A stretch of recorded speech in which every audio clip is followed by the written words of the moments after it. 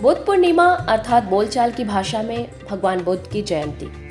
यह बौद्ध धर्म के संस्थापक सिद्धार्थ गौतम के जन्म का उत्सव है। बौद्ध परंपरा और पुरातात्विक खोजों के आधार पर कहा जाता है कि गौतम बुद्ध का जन्म 563 और 483 ईसा पूर्व के बीच नेपाल के लुम्बिनी में हुआ था। उनकी मां रानी माया देवी ने अपने पैतृक घर की यात्रा के दौरान ही उन्हें जन्म दिया, जबकि उनके पिता राजा शुद्धोधन थे।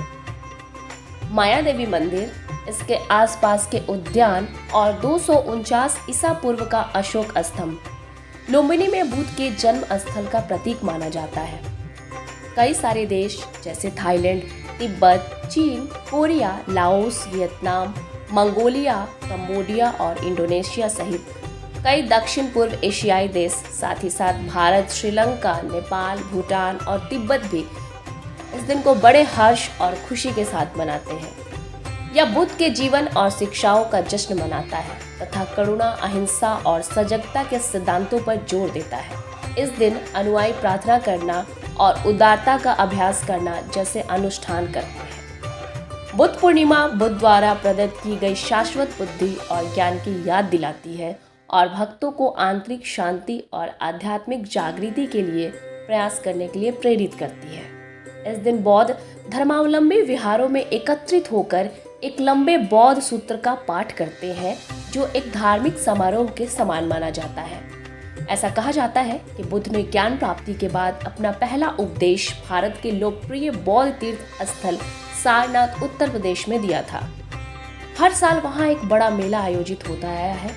इसके अलावा बुद्ध के अवशेषों को जुलूस के रूप में सार्वजनिक प्रदर्शन के लिए ले जाया जाता है।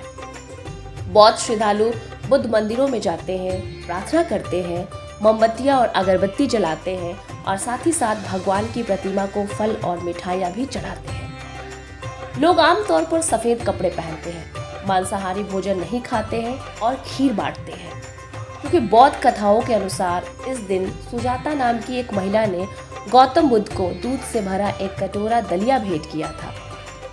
कई अनुयायी इस दिन पिंजरे में बंद पक्षियों को भी मुक्त करते हैं, जो सभी जीवित प्राणियों के लिए सहानुभूति और करुणा का प्रतीक है, जो भगवान बुद्ध की सबसे महत्वपूर्ण शिक्षाओं में से एक मानी जाती है। बुद्ध पूर्णिमा को इस दिन मांस मदिरा से दूर रहने को इसलिए कहा जाता है क्योंकि गौतम बुद्ध पशु हिंसा के विरोधी माने जाते हैं। इसलिए इस दिन किए गए अच्छे कामों से पुण्य की प्राप्ति होती है।